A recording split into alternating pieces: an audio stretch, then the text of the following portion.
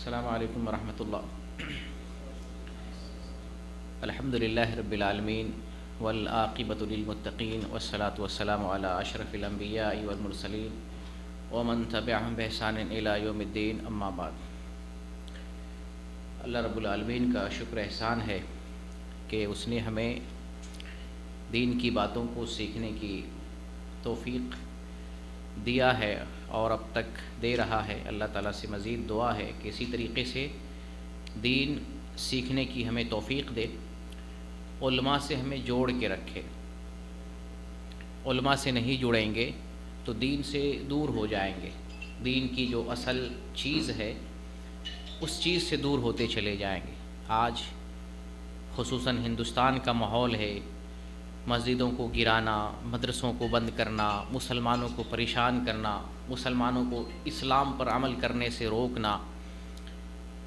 اگر تصور کریں، اگر علماء دین کی دعوت دینے سے رک جائیں، مدارس بند ہو جائیں، مسجدوں میں نماز پڑھنے پر پابندی عائد ہو جائے تو کیا حال ہوگا ہمارا؟ تو اس لیے دین سے جڑنا ہے، دین سیکھتے رہنا ہے، علماء سے جڑے رہنا ہے، جو دین کے اصل علماء ہیں، قرآن و حدیث کی دعوت دیتے ہیں، ان سے جڑ کر ہمیں دین کی تعلیم لیتے رہنا چاہیے۔ ایک دوسرا مسئلہ یہاں یہ بتا دوں، آج جیسے غسل کا ہم طریقہ سمجھیں گے اور طہارت کے کچھ مسائل سیکھیں گے۔ بعض احباب کو دیکھتا ہوں جو صرف تجوید پہ دھیان دیتے ہیں، وہ تجوید سے مطلب رکھتے ہیں اور چیزوں سے مطلب نہیں رکھتے ہیں، جبکہ پورا دین ہمارے لیے دین اسلام ہے، اور خاص طور سے دین اسلام کے اندر جو اساسی چیز ہے، مرکزی چیز ہے، بنیادی چیز ہے، اس کو سیکھنا ہمارے لیے ضروری ہے۔ کتنے سارے لوگوں کو وضو کا طریقہ نہیں آتا ہے، غسل کا طریقہ نہیں آتا ہے، طہارت کے مسائل معلوم نہیں ہیں، عبادت کی انجام دہی صحیح سے نہیں کر پا رہا ہے۔ تو تجوید کا علم حاصل کرنا کیا، یہ بھی ایک شرعی علوم میں سے ہے، لیکن فرض و واجب نہیں ہے۔ شیخ ابن عثیمین رحمۃ اللہ علیہ نے اس کا جواب دیا ہے، آپ سے سوال کیا گیا کہ تجوید کا علم حاصل کرنا کیا ہے، تو آپ جواب دیتے ہیں کہ یہ واجب نہیں ہے، لیکن اچھی بات ہے، قرآن کو اچھے لہجوں میں، اچھی قرأت میں تجوید کے ساتھ پڑھا جائے، یہ اچھی بات ہے۔ لیکن اصل کیا ہے؟ اصل یہ ہے کہ قرآن کو حروف کی ادائیگی کے ساتھ پڑھیں، جو لفظ ہے وہ لفظ پڑھیں، جیسے الف ہے الف پڑھیں، الف کو دوسرے لفظ سے نہ بدل دیں، با ہے با کو با پڑھیں، با کو دوسرے لفظ سے نہ بدل دیں، اور پھر مخارج کی ادائیگی کے ساتھ پڑھیں۔ یہ اصل چیز ہے، یہ ضروری ہے، لیکن تجوید ضروری نہیں۔ اگر تجوید کو ضروری قرار دیتے ہیں، دنیا میں کتنے سارے لوگوں کی نماز نہیں ہو پائے ہوگی صحیح، کتنے سارے لوگوں کی تلاوت قبول نہیں ہوگی، سبھی لوگ قرأت نہیں جانتے ہیں، سبھی لوگ حسن قرأت اور تجوید نہیں جانتے ہیں۔ تو ہمیں جاننا کیا ہے؟ دین کی اساس جو ہے اسے سیکھنا ہے، اسے جاننا ہے۔ جیسے آج ہم طہارت کے مسائل پڑھیں گے، طہارت کے سلسلے میں نبی کریم صلی اللہ علیہ وسلم کا فرمان ہے، صحیح مسلم کی حدیث ہے، الطہور شطر الایمان، طہارت نصف ایمان ہے۔ طہارت کو نصف ایمان قرار دیا گیا ہے، اور یہ ہمارا معمول ہے، روز کا روٹین ہے، وضو کرنا، غسل کرنا، طہارت 24 گھنٹے کا مسئلہ ہمارا یہ، اس کو جاننا ہمارے لیے ضروری ہوتا ہے۔ تو آئیے ہم موضوع میں داخل ہوتے ہیں اور غسل کا طریقہ، غسل کب فرض ہوتا ہے، اور احکام طہارت کو جاننے کی کوشش کریں گے۔ غسل کسے کہتے ہیں؟ جسم پر پانی بہانے کو غسل کہتے ہیں، جسم پر پانی بہائیں یہ غسل کہلاتا ہے۔ اور غسل کب واجب ہوتا ہے؟ جب حدث اکبر لاحق ہو جائے، حدث اکبر لاحق ہو جائے تو غسل واجب ہوتا ہے۔ حدث اکبر کون کون سی چیزیں ہیں، کن حالات میں غسل ہمیں کرنا ضروری ہوتا ہے، تو وہ حالات ہم آپ سے بیان کریں گے۔ ان میں پہلا نمبر ہے جنابت کا، اس کو قاعدے سے سمجھیں۔ جنابت کا مسئلہ، جنابت جب انسان کو لاحق ہو جائے تو وہ جنبی کہلاتا ہے، اور اس کے اوپر غسل واجب ہو جاتا ہے۔ حالت جنابت میں وہ نماز نہیں پڑھے گا، روزے کی وہ نیت کر سکتا ہے، لیکن نماز اس کے لیے ممنوع ہے، اور وہ اپنے ہاتھ میں مصحف نہیں لے سکتا ہے، مسجد میں نہیں ٹھہر سکتا ہے، اس کے اوپر غسل واجب ہو جاتا ہے۔ تو جنابت کئی اسباب ہیں، ان کے کئی حالات کی وجہ سے آدمی جنبی کہلاتا ہے، اس کو سمجھنا ہے۔ پہلی حالت ہوتی ہے جس کی وجہ سے آدمی جنبی کہلاتا ہے، وہ جمع کی حالت ہے۔ جب میاں بیوی ہم بستری کریں تو اس سے جنابت لاحق ہوتی ہے، خواہ انزال ہو یا نہ ہو، میاں بیوی ہم بستری کی کوشش کریں تو انزال نہ بھی ہو تو آدمی جنابت کی حالت میں ہے، اس کے اوپر غسل واجب ہو جاتا ہے۔ یہاں پہ ایک ضروری مسئلہ آپ کو سمجھانا چاہتا ہوں۔ ضروری مسئلہ یہ ہے کہ بعض حدیثوں میں جیسے آیا ہے ختنہ سے مل جائے تو غسل واجب ہو جاتا ہے۔ ختنہ کا مطلب شرمگاہ سے مل جائے، مرد کی شرمگاہ عورت کی شرمگاہ سے مل جائے، ٹچ ہو جائے تو غسل واجب ہو جاتا ہے، یہ بعض حدیثوں میں آیا ہے۔ تو سوال یہ ہے کہ کیا اگر میاں بیوی کپڑے کے اوپر سے اگر شرمگاہ سے ٹچ ہو جائے تو غسل واجب نہیں ہوتا، لیکن بغیر کپڑے کے شرمگاہ سے ٹچ ہو جائے تو کیا غسل واجب ہوتا ہے یا نہیں ہوتا ہے؟ اس معاملے میں اختلاف سے بچتے ہوئے اختصار کے ساتھ صحیح بات یہ ہے کہ صرف شرمگاہ ملنے سے غسل واجب نہیں ہوتا ہے۔ غسل کب واجب ہوتا ہے؟ جب مرد کی شرمگاہ عورت کی شرمگاہ میں داخل ہو تب غسل واجب ہوتا ہے۔ آئیے ایک حدیث آپ کو بتاتا ہوں، ترمذی کی حدیث ہے 109 نمبر کی، شیخ البانی اس حدیث کو صحیح قرار دیتے ہیں۔ آپ صلی اللہ علیہ وسلم کا فرمان ہے اذا جاوز الختان الختان فقد وجب الغسل، کہ جب ختنے سے تجاوز کر جائے تو غسل واجب ہوتا ہے۔ لفظ پر غور کرنا ہے، ختنے سے تجاوز کر جائے، تجاوز کا مطلب ہے داخل ہونا، صرف ٹچ کو تجاوز نہیں کہتے ہیں، تجاوز داخل ہونے کو کہتے ہیں، تب غسل واجب ہوتا ہے۔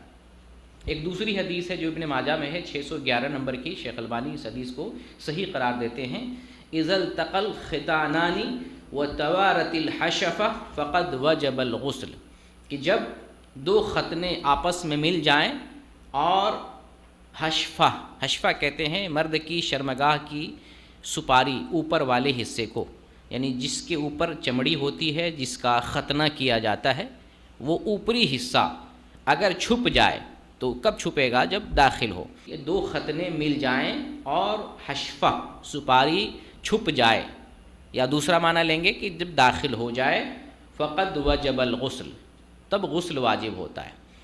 تو غسل واجب کب ہوتا ہے؟ جب مرد کی شرمگاہ عورت کی شرمگاہ میں داخل ہو تو غسل واجب ہو جاتا ہے، خواہ انزال ہو یا نہ ہو، یہ مسئلہ دھیان میں رہے، صرف دخول سے ہی غسل واجب ہو جاتا ہے، لیکن ٹچ ہو جائے کپڑے کے اوپر سے تو بھی کوئی مسئلہ نہیں، کپڑے کے بغیر ٹچ ہو جائے تو اس سے غسل واجب نہیں ہوتا ہے۔ ٹھیک ہے، تو جنابت کی پہلی حالت اور پہلا سبب میں نے کیا بتایا کہ جب میاں بیوی ہم بستری کریں تو اس سے جنابت لاحق ہوتی ہے اور غسل واجب ہوتا ہے، پہلا مسئلہ۔ دوسرا مسئلہ، احتلام کی وجہ سے جنابت لاحق ہوتی ہے، احتلام بھی جنابت ہے، منی کا خروج ہوتا ہے نیند کی حالت میں، تو یہ بھی جنابت ہے، اس سے آدمی کے اوپر غسل واجب ہو جاتا ہے۔ تو جیسے مرد کو احتلام ہوتا ہے ویسے عورتوں کو بھی احتلام ہوتا ہے، یہ بھی حدیث سے ثابت ہے۔ ایک حدیث آپ کو بتاتا ہوں، حدیث صحیح بخاری میں ہے 282 نمبر کی، ام المومنین ام سلمہ رضی اللہ تعالیٰ عنہ بیان کرتی ہیں کہ ابو طلحہ رضی اللہ عنہ کی بیوی ام سلیم نبی کریم صلی اللہ علیہ وسلم سے بیان کرتی ہیں، اے اللہ کے رسول، اللہ تو حق بیان کرنے سے شرماتا نہیں ہے۔ یہ بات کیوں بیان کرنا چاہ رہی ہے، کہہ رہی ہے کہ ہم ایک پوشیدہ مسئلہ پوچھنا چاہتے ہیں جس میں آدمی شرم محسوس کرتا ہے، اور میں نے بھی آپ سے یہ مسئلہ بیان کیا کہ یہ دین کی بات ہے، دین کی بات میں شرم محسوس نہیں کرنا چاہیے۔ اور پہلے میں بھی میں بتایا کہ طلب علم میں ایک ضروری چیز یہ ہے کہ آدمی شرم محسوس نہ کرے۔ اگر علم کے اندر شرماتا ہے، علم کے حصول کے لیے شرماتا ہے، خواہ عمر کی وجہ سے شرماتا ہے یا کسی مسئلے کو پوچھنے میں جھجکتا اور جھجک محسوس کرتا ہے، تو وہ علم نہیں حاصل کر پائے گا۔ تو اس لیے یہ خاتون پہلے یہ بات عرض کرتی ہیں کہ اللہ کے رسول، اللہ تو حق بیان کرنے سے شرماتا نہیں ہے۔ تو اب اس کے بعد وہ پوچھتی ہیں کہ اگر عورت کو احتلام لاحق ہو جائے تو کیا اسے بھی غسل کرنا پڑے گا؟ تو نبی کریم صلی اللہ علیہ وسلم جواب دیتے ہیں، نعم اذا رأت الماء، ہاں اگر عورت پانی دیکھے تو غسل کرنا پڑے گا۔ کب؟ جب پانی دیکھے۔ نیند کی حالت میں بدخوابی ہو جائے، برا خواب دیکھتے ہیں یا نہ بھی برا خواب دیکھیں، تو نیند کی حالت میں احتلام ہو جائے یا منی کا خروج ہو جائے تو اس سے غسل کرنا واجب ہے، مرد کے لیے بھی ہے عورت کے لیے بھی۔ عورت یا مرد صرف اگر احساس کرتا ہے کہ میں نے ایسا خواب دیکھا ہے، برا خواب دیکھا ہے، لیکن پانی نہیں دیکھا، آثار نہیں دیکھے تو غسل نہیں کرنا ہے، جب تک اثر نہیں دیکھنا ہے تب تک غسل واجب نہیں ہوتا ہے۔ تو یہ دوسری وجہ تھی جنابت لاحق ہونے کی۔ دوسری وجہ کون سی ہے؟ احتلام، احتلام سے جنابت لاحق ہوتی ہے۔ ایک تیسری وجہ جس سے جنابت لاحق ہوتی ہے وہ ہے حالت بیداری میں شہوت کے ساتھ منی کا خروج ہونا، یعنی جاگے ہوئے ہیں، جاگتے ہوئے آدمی منی کا اخراج کرتا ہے شہوت کے ساتھ، اور بہت سارے طریقے غلط راستے اختیار کرتے ہیں لوگ، اور بہت سارے طریقے سے منی کا اخراج ہوتا ہے۔ شہوت کے ساتھ منی کا خروج ہو تو یہ جنابت ہے۔ اس سے کیا لاحق ہوتا ہے؟ اس سے غسل واجب ہو جاتا ہے۔ اور اگر شہوت کے ساتھ منی کا اخراج نہ ہو، بغیر شہوت کے ہو، صرف لیسدار مادہ خارج ہو، تو اسے مزی کہتے ہیں۔ اس مزی کے اخراج سے وضو ٹوٹ جاتا ہے لیکن غسل لازم نہیں آتا۔ اگر وضو پہلے سے ہے، وضو کی حالت میں بندہ ہے تو وضو ٹوٹ جائے گا، یہ ناقض وضو ہے، لیکن غسل واجب نہیں ہوتا مزی کے اخراج سے۔ لیکن منی کا خروج ہو شہوت کے ساتھ تو غسل واجب ہوتا ہے۔ یہ تیسری وجہ تھی جنابت کی۔ تو جنابت کن کن اسباب سے؟ ایک تو جماع سے، دوسرا احتلام سے، تیسرا سبب کہ جب آدمی حالت بیداری میں شہوت کے ساتھ منی کا اخراج کرے، منی خارج ہو جائے، اخراج کرے یا خارج ہو جائے شہوت کے ساتھ، تو اس سے بھی جنابت لاحق ہوتی ہے۔ جب جنابت لاحق ہو تو آدمی کے اوپر غسل واجب ہو جاتا ہے۔ آئیے اب آپ سے غسل کن چیزوں میں واجب ہوتا ہے، کن باتوں سے واجب ہوتا ہے، ان ہم حالات کو بیان کرتے ہیں، غسل واجب ہونے کے حالات۔ پہلا نمبر یہی جنابت کا ہے۔ جنابت کے حالات میں نے آپ سے بیان کر دیے، چاہے نیند کی حالت میں احتلام ہو جائے یا حالت بیداری میں ہو اور جماع کرے، اس سے جنابت لاحق ہوتی ہے، یا شرمگاہ میں دخول ہو جائے گرچہ انزال نہ ہو، اس سے بھی غسل واجب ہو جاتا ہے۔ یہ پہلی حالت جنابت کی وجہ سے غسل واجب ہوتا ہے۔ دوسری حالت جب عورت کو حیض آئے، نوجوان عورت کو ہر ماہ پابندی سے حیض آتا ہے، جب حیض سے پاکی حاصل ہو جائے، پاک ہو جائے عورت، تو پاک ہونے کے بعد اس عورت پر غسل کرنا واجب ہے۔ پاک ہونے پر غسل کرنا واجب ہے۔ پاکی کی دو علامتیں ہیں، عورت کو بھی سمجھنا چاہیے، مرد کو بھی اپنے گھر میں اپنی اہلیہ کو بتانے کے لیے ضروری ہے کہ اسے بھی علم ہو۔ پاکی عام طور سے ایک تو خون آنا بند ہو جائے، بالکل خشک ہو جائے شرمگاہ، تو یہ پاکی ہے۔ ایک چیز یہ ہے، بعض عورتوں کو وائٹ پانی جو ہے ڈسچارج ہوتا ہے، جیسے پیریڈ ہو 5 دن کا، 6 دن کا، 7 دن کا، اس کے بعد وائٹ پانی کا اخراج ہوتا ہے۔ یہ پانی نکلنا اس بات کی علامت ہے کہ عورت پاک ہو گئی ہے۔ دو کنڈیشن ہوتی پاکی کی، اس سے جو ہے عورت پہچان لیتی ہے کہ ہم پاک ہو گئے، اب اسے غسل کرنا واجب ہے۔ تو پہلی کنڈیشن غسل کی جنابت، اور دوسری حالت غسل واجب ہوتا ہے جب ماہواری سے عورت پاک ہو، تو اس وقت اس کے اوپر غسل کرنا ضروری ہوتا ہے۔ تیسری چیز نفاس، بچہ جب حاملہ عورت وضع حمل کرتی ہے، بچہ پیدا ہوتا ہے، تو ایک خون ظاہر ہوتا ہے جسے نفاس کہتے ہیں، توالد کا خون، بچہ کی پیدائش کا خون، اسے نفاس کہا جاتا ہے۔ جب عورت نفاس سے پاک ہو جائے تو پاکی حاصل ہونے پر اس عورت کو غسل کرنا ضروری ہے۔ یہ تیسری حالت۔ اور چوتھی حالت ہے جب کوئی آدمی مر جائے، مسلمان مرد ہو یا عورت ہو، انتقال ہو جائے تو اسے غسل دینا ضروری ہے۔ بغیر غسل کے کفن نہیں دیا جائے گا، بغیر غسل کے جنازہ نہیں پڑھی جائے گی، اسے غسل دیا جائے گا، پھر اسے کفن دیا جائے گا، پھر اس کی جنازے کی نماز پڑھی جائے گی اور اس کو دفن کیا جائے گا۔ بعض حالات ایسے ہوتے ہیں کہ جب میت کو ہم غسل بھی نہیں دے سکتے، اعضاء پورے طرح کٹے ہوتے ہیں، یا لاش ہوتی ہے اور لاش جو ہے جل جاتی ہے، اس کو غسل دینا ممکن نہیں ہوتا ہے، تو ایسی صورت میں کیا کریں گے؟ ایسی صورت میں تیمم کرا دیں گے۔ پانی کے معاملے میں آپ نے تیمم کے بحث میں آپ نے پڑھا تھا کہ جس وقت پانی کا استعمال کرنا مضر ہو یا پانی نہ ملے تو آدمی وضو اور غسل کے لیے کیا کرے گا؟ تیمم کرے گا۔ یہی صورت میت کے لیے بھی ہے، جس وقت میت کو غسل دینا ممکن نہ ہو، ایسی صورت میں میت کو تیمم کرانا چاہیے۔ یہ چوتھی چیز تھی۔ پانچویں چیز ہے جب کوئی کافر مسلمان ہو اس وقت اسے غسل کرنا چاہیے۔ جب کوئی کافر مسلمان ہو اسے غسل کرنا چاہیے۔ بعض علماء اس میں اختلاف کرتے ہیں اور کہتے ہیں کہ نئے مسلمان کے لیے غسل کرنا واجب نہیں ہے، یہ مستحب ہے، واجب نہیں، اس میں اختلاف ہے، اور بعض علماء کہتے ہیں واجب ہے۔ جو کہتے ہیں واجب نہیں ہے ان کی دلیل یہ ہے کہ جتنے بھی مسلمان ہوئے، نبی کریم صلی اللہ علیہ وسلم نے ہر کسی کو غسل کرنے کا حکم نہیں دیا تھا۔ جو بھی صحابی جو بھی جو ہے صحابہ بنے، نئے مسلمان ہوئے آپ صلی اللہ علیہ وسلم کے زمانے میں، ہر کسی کو آپ نے ضروری طور پر غسل نہیں دیا، لیکن غسل کرنا اچھی بات ہے، مستحب ہے، تو غسل کرنا چاہیے۔ اور بعض کو ہم دیکھتے ہیں کہ وہ کلمہ پڑھنے سے پہلے ہی وہ غسل کرتے ہیں، جیسے مسجد نبوی میں ایک کو قید کیا جاتا ہے، حالت کفر میں ہوتے ہیں، ثمامہ بن اسال رضی اللہ تعالیٰ عنہ، مسجد نبی میں ان کو ستون سے باندھ دیا جاتا ہے۔ پھر جب ان کو جو ہے کھولا جاتا ہے تو آپ خود ہی ایک باغ میں جاتے ہیں، غسل کرتے ہیں اور واپس لوٹ کے آتے ہیں اور کلمہ پڑھ کے مسلمان ہو جاتے ہیں۔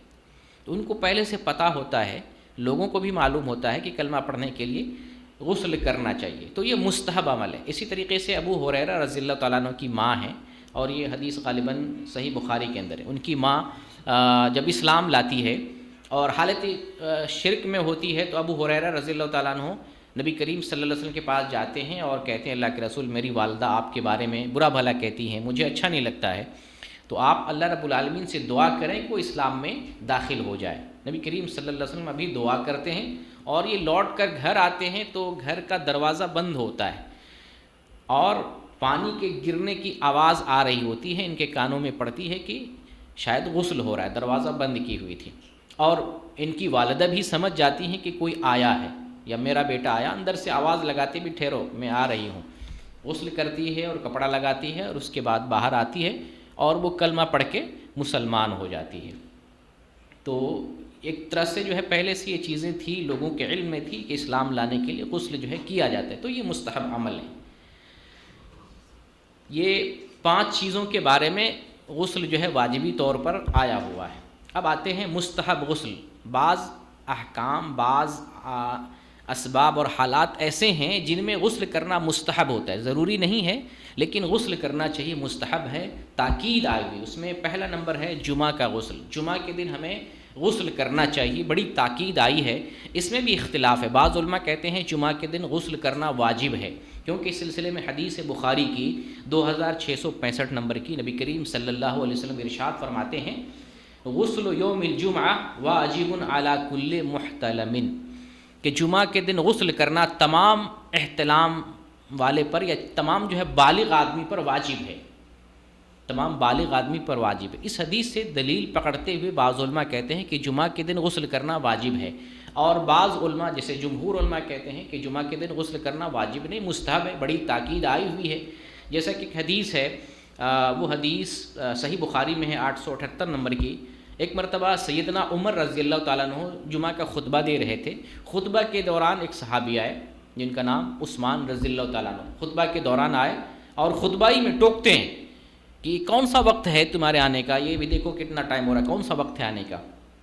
تو وہ عذر بیان کرتے کہ میں مشغول ہو گیا تھا اس لیے تاخیر ہو گئی، جب میں گھر لوٹ کے آیا تو اذان کی آواز آ رہی تھی، میں نے جلدی سے، مجھے زیادہ وقت نہیں ملا، جلدی سے وضو کیا اور میں مسجد آ گیا۔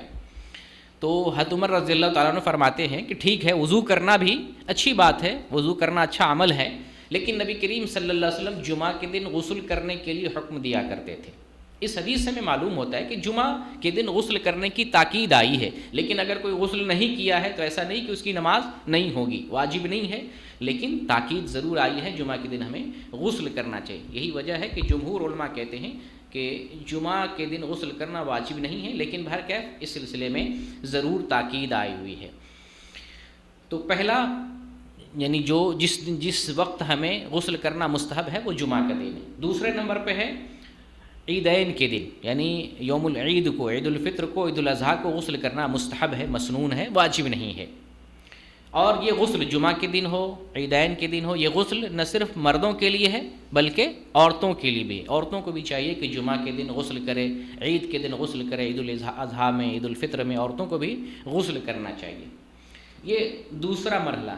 تیسری جگہ اور تیسرا مقام جس وقت غسل کرنا چاہیے وہ ہے جب آدمی بے ہوش ہو جائے یا جنون کی حالت میں ہو، اسے افاقہ ہو جائے تو غسل کرنا چاہیے۔ ایک کنڈیشن سے آدمی دوسری کنڈیشن میں آ رہا ہے، جنون کی حالت میں تھا یا بے ہوشی کی حالت میں ہوتا ہے، کبھی غشی کھا جاتا ہے، کبھی ایکسیڈنٹ ہو جاتا ہے، کسی وجہ سے آدمی بے ہوش ہو جائے اور اس کی عقل معاف ہو جائے، وہ اپنے آپ میں نہ ہو، حواس باختہ ہو جائے، تو جب افاقہ ہو یعنی اچھی کنڈیشن میں آئے تو اسے غسل کرنا چاہیے، کر لینا چاہیے۔ یہ ضروری نہیں لیکن بہرکیف علماء نے مستحب قرار دیا ہے۔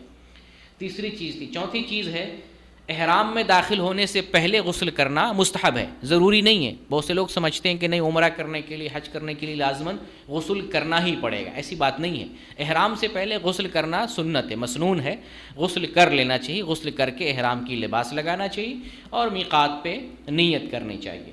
تو احرام سے پہلے غسل کرنا مسنون ہے، واجب نہیں ہے۔ چوتھی چیز۔ پانچویں چیز ہے جب کوئی مکہ داخل ہو، اور عام طور سے علماء بیان کرتے ہیں کہ جب احرام کی حالت میں مکہ جاتے ہیں، عمرہ کی نیت سے جاتے ہیں، حج کی نیت سے جاتے ہیں، تو مکہ داخل ہونے پر بھی غسل کرنا چاہیے، یہ بھی مستحب ہے، اور اگر کوئی غسل نہ کرتا ہے تو کوئی حرج کی بات نہیں ہے۔ چھٹی چیز ہے میت کو غسل دینے والا غسل کرے گا، یہ بھی مسنون ہے، سنت ہے۔ بعض حدیث آتی ہے کہ جو میت کو غسل دے وہ غسل کرے، اور جو میت کو اٹھائے وہ وضو کرے، یہ حدیث صحیح ہے۔ اس لیے بعض علماء یہ کہتے ہیں کہ میت کو غسل دینے والا ضروری طور پر غسل کرے گا، لیکن اس معاملے میں صحیح بات یہ ہے کہ جو میت کو غسل دیا ہے اس کے اوپر غسل ضروری نہیں ہے، وہ صرف وضو کر لے کافی ہے، اور وضو تو کرنا ہی پڑے گا کیونکہ جنازے کی نماز پڑھے گا، تو جنازے کی نماز کی وجہ سے وہ وضو کرے گا، لیکن غسل کرنا اس کے اوپر ضروری نہیں۔ اگر کر لیتا ہے تو اچھی بات ہے، کوئی حرج کی بات نہیں۔ اس سلسلے میں ایک حدیث بیان کرتا ہوں، یہ مصنف ابن ابی شیبہ میں ہے اور موطا امام مالک میں ہے۔ اسماء بنت امیس رضی اللہ عنہا، یہ اپنے شوہر کی وفات پر اپنے شوہر کو غسل دیتی ہیں۔ اسماء بنت امیس، ان کے شوہر کون ہیں؟ ابو بکر رضی اللہ تعالیٰ عنہ، پہلے خلیفہ۔ یہ جب وفات پاتے ہیں تو یہ خود سے غسل دیتی ہیں، اور غسل دینے کے بعد مہاجروں سے پوچھتی ہیں، سوال کرتی ہیں کہ یہ تو ٹھنڈی کا مہینہ ہے، سخت کڑاکے کی ٹھنڈی ہے، اور میں روزے سے ہوں، کیا میں غسل کروں؟ یعنی مجھے غسل کرنا ضروری ہے؟ تو صحابہ نے کہا نہیں، غسل کرنا ضروری نہیں ہے۔ یہ حدیث ہمیں بتاتی ہے کہ جو میت کو غسل دے اس کے اوپر غسل کرنا ضروری نہیں ہے۔ اچھا، اس حدیث سے کئی سارے مسائل نکلتے ہیں۔ ہمارے معاشرے میں ایک بات یہ پھیلی ہوئی ہے کہ بیوی شوہر کا چہرہ نہیں دیکھ سکتی جب وفات پا جائے تو۔ یہ جھوٹی بات پتہ نہیں کیسے پھیل گئی ہے۔ سچی بات ہم ڈنکے کی چوٹ پہ بتاتے ہیں، آؤ ایک اللہ کی بندگی کرو، ایسے نماز پڑھو، ایسے وضو کرو، لوگ ماننے کے لیے تیار نہیں ہوتے۔ جھوٹی بات ایسے مشہور ہوتی ہے کہ آپ دماغ سے نکالیں پھر بھی یہ بات نہیں نکلتی ہے۔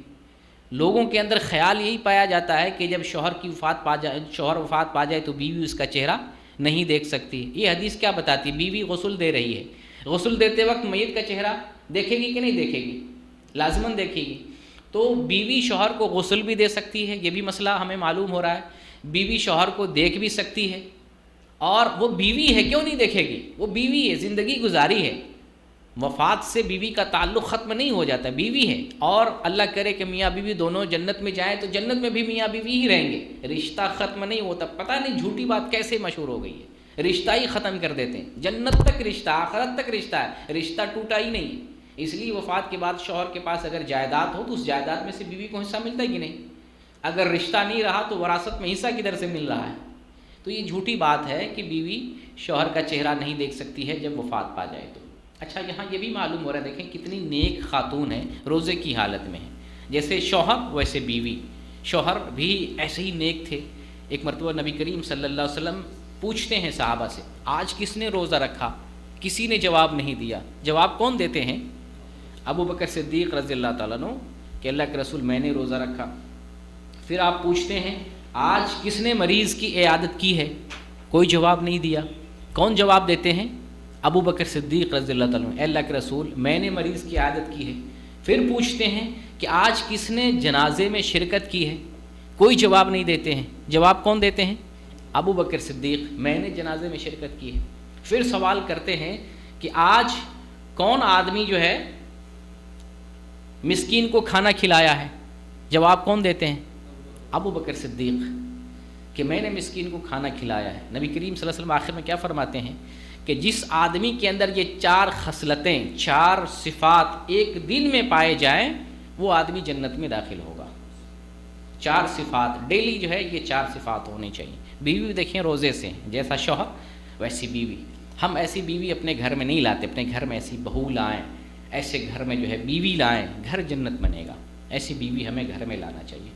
تو بہرکیف مسئلہ جو تھا وہ مسئلہ کیا ہے کہ جو میت کو غسل دے گا اس کے لیے ضروری نہیں ہے کہ وہ غسل کرے، اگر ضروری ہوتا تو یہاں غسل کرتی اسما بنت امیس، لیکن صحابہ نے کہا نہیں ضروری نہیں ہے، اور کئی صحابہ نے، مہاجروں کی بڑی تعداد نے کہا کہ غسل نہیں کرنا ہے۔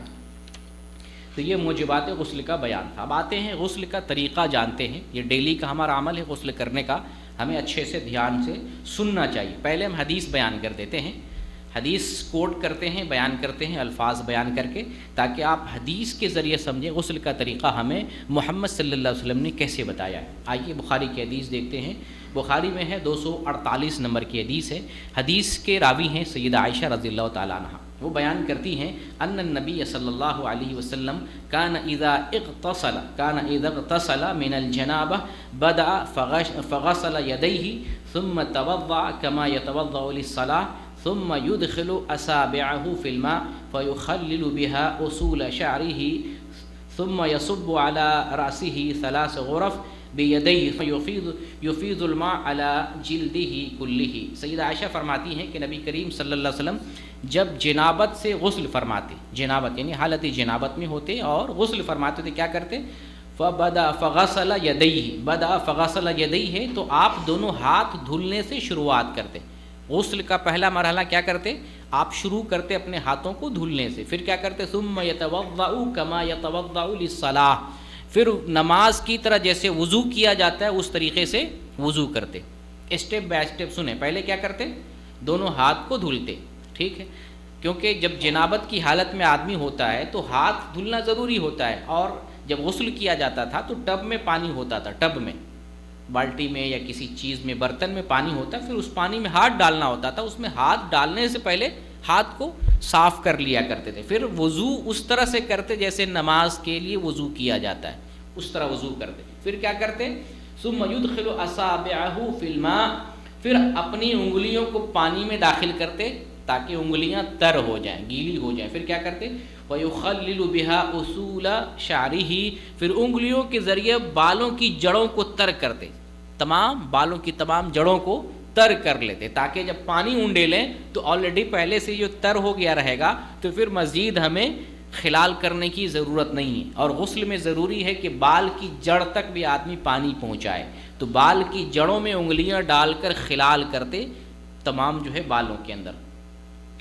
ثم يصب على راسه 3 غرف بيديه، پھر آپ دونوں ہاتھوں سے چلو بناتے اور تین مرتبہ جو ہے اپنے سر پہ پانی ڈالتے، 3 مرتبہ، اور پھر کیا کرتے؟ ثم يفيض الماء على جلده كله، پھر آپ پورے بدن پر پانی ڈالتے۔ یہ ہے غسل جنابت، صحیح بخاری کی حدیث 248 نمبر کی۔ صحیح مسلم کی حدیث سیدہ عائشہ ہی بیان فرماتی ہیں، 316 نمبر کی حدیث ہے، اس میں بیان کر رہی ہیں کہ نبی کریم صلی اللہ علیہ وسلم جب جنابت سے غسل کرتے تو پہلے دونوں ہاتھ دھلتے، پھر آپ جو ہے دائیں ہاتھ سے بائیں ہاتھ پر پانی ڈالتے اور بائیں ہاتھ سے کیا کرتے؟ شرمگاہ کو دھلتے۔ مختصر کیونکہ وقت کافی کم ہے تو ہم چاہتے ہیں ساری چیزیں بیان کر دیں۔ دائیں ہاتھ سے بائیں ہاتھ پر پانی ڈال کے بائیں ہاتھ سے شرمگاہ کی صفائی کرتے، کیونکہ جنابت میں تو آدمی کا ہاتھ بھی گندا ہوتا ہے اور شرمگاہ بھی جو ہے گندی ہوتی ہے، اس کی بھی صفائی کرتے۔ پھر آپ وضو کرتے، ثم يتوضأ وضوءه للصلاة، پھر وضو نماز کی طرح آپ وضو فرماتے، وضو کرتے، پھر کیا کرتے ہیں؟ پانی میں ہاتھ ڈالتے اور پھر بالوں کی جڑوں کو تر کرتے، پھر اس کے بعد جب دیکھتے کہ پورے بال جو ہے جڑ جو ہے گیلی ہو گئی ہے، جڑوں تک پانی پہنچ گیا ہے، تو آپ کیا کرتے؟ 3 چلو پانی لے کر اپنے سر پہ بہاتے اور پھر اس کے بعد پورے بدن پر جو ہے پانی بہاتے۔ پہلے 3 چلو سر پہ پانی لیتے، پھر پورے بدن پہ پانی بہاتے، آخر میں ثم غسل رجليه، آخر میں دونوں پیر دھلتے۔ اس حدیث میں یہ بات آئی ہے، اضافی چیزوں کو بھی آپ سمجھتے رہیں۔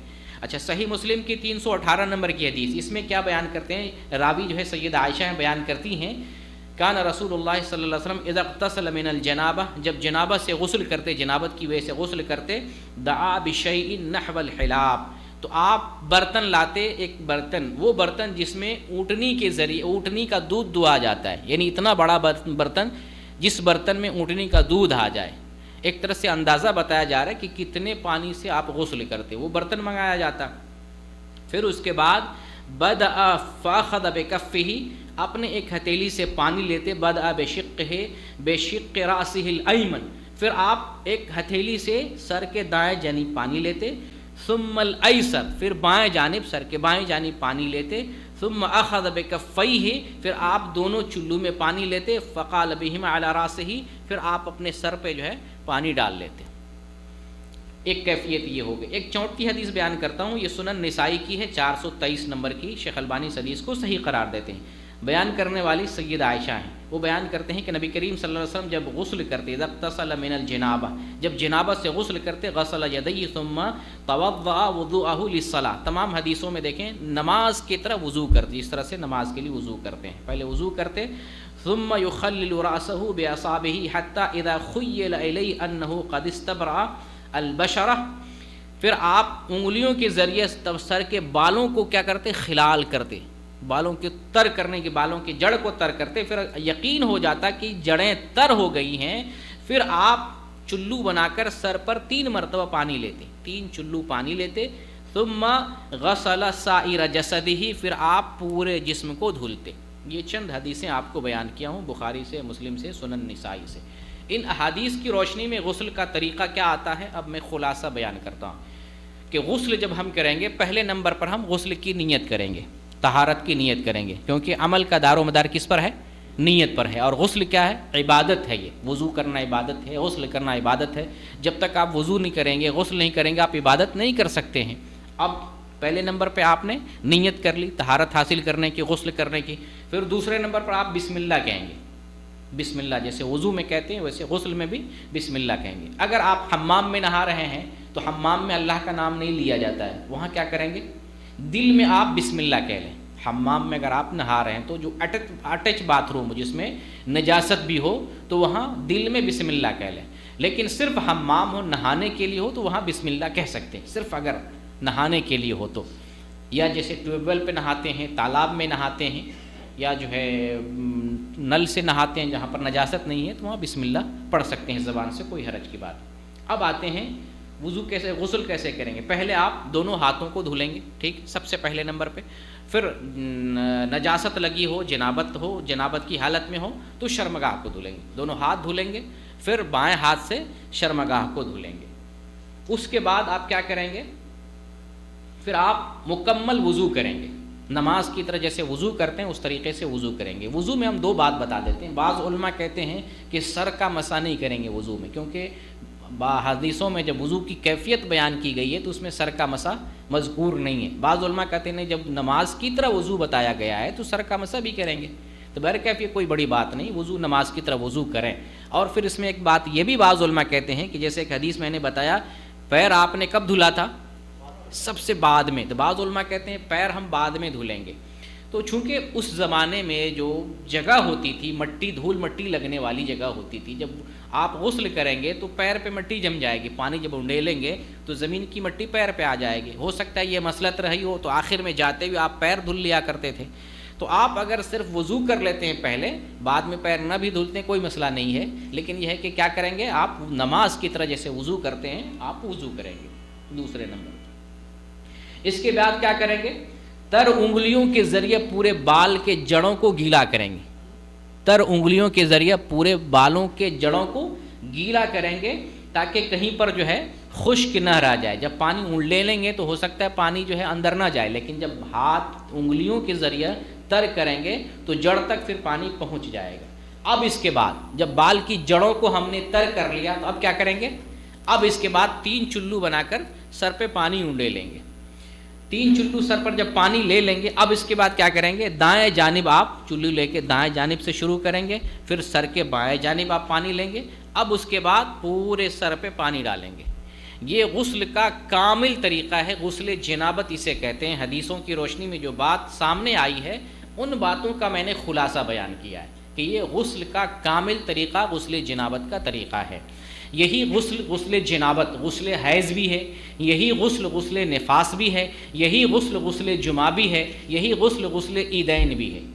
جب بھی آپ غسل کریں گے کامل طریقے سے غسل کرنے کا یہ طریقہ ہے، کامل طور پہ غسل جنابت۔ اور میں آپ کو دلیل دیتا ہوں، ایک حدیث آتی ہے جس میں جمعہ کے دن غسل کرنے کے لیے آپ صلی اللہ علیہ وسلم نے حکم دیا ہے من اغتسل یوم الجمعۃ غسل الجنابہ، جو جمعہ کے دن جنابت کی طرح غسل کرے. تو جمعہ کے دن ہر کوئی تو جنبی نہیں ہوتا ہے، لیکن آپ نے غسل کیسے کہا کرنے کے لیے؟ جنابت کی طرح غسل کرنا. تو مرد ہو عورت ہو، اس کا مطلب جب غسل کریں گے چاہے جمعہ کا غسل ہو یا غیر جمعہ کا غسل ہو، جنابت کی طرح غسل کرنا یہ کامل غسل ہے. اسی طریقے سے ایک اور حدیث، کوئی کہے کہ یہ تو ہو سکتا ہے مردوں کے لیے، عورتوں کے لیے کہاں ہے؟ عورت کے لیے ایک اسپیشل حدیث بیان کرتا ہوں. سنن نسائی کی حدیث ہے 5130 نمبر کی. شیخ البانی اس حدیث کو صحیح قرار دیتے. آپ صلی اللہ علیہ وسلم فرماتی اذا خرجت المرأة الى المسجد، جب عورت مسجد کی طرف جائے، فلتغتسل من الطیب کما تغتسل من الجنابہ، اور اگر عورت کو خوشبو لگی ہو تو جنابت کی طرح غسل کر لے تبھی مسجد آئے. عورت کے لیے منع ہے کہ خوشبو لگا کر مسجد نہ آئے. اگر خوشبو لگی ہو تو وہ کیا کرے؟ جنابت کی طرح غسل کرے. اب دیکھیے خوشبو لگی ہوئی ہے تو حالت جنابت میں تو ہے ہی نہیں، لیکن نبی نے کیا فرمایا کہ وہ جنابت کی طرح غسل کرے. تو غسل کا کامل طریقہ مرد کے لیے عورت کے لیے تمام موقعوں پر، حالت حیض کے لیے ہو، نفاس کے لیے ہو یا عید اور جمعہ کے لیے ہو، تمام موقعوں پر جو ہے غسل، کامل غسل کیا ہے؟ غسل جنابت ہے. یہ کامل غسل ہے. اچھا، غسل کا ایک دوسرا طریقہ ہے جو شارٹ کٹ ہے. شاور میں ہم لوگ نہاتے ہیں، سمندر میں کود جاتے ہیں، وہ درخت سے جو ہم لوگ تالاب میں کود جاتے تھے، اب اس طرح سے کود جائے تو غسل ہوگا کہ نہیں ہوگا؟ تو اس طرح سے بھی غسل ہو سکتا ہے، لیکن اسے کیسے کرنا چاہیے آپ کو بتاتا ہوں. آج کل زیادہ تر تو ایسے ہی جھٹپٹ والا ہوتا ہے، آفس جانا ہو، کام پہ جانا ہو، جھٹپٹ نہا کر کے کہاں غسل جنابت کرتے ہیں. تو اس کے لیے کیا کرنا پڑے گا؟ غسل کی آپ نیت کر لیں، طہارت کی نیت کریں. یہ کفایتی غسل ہے.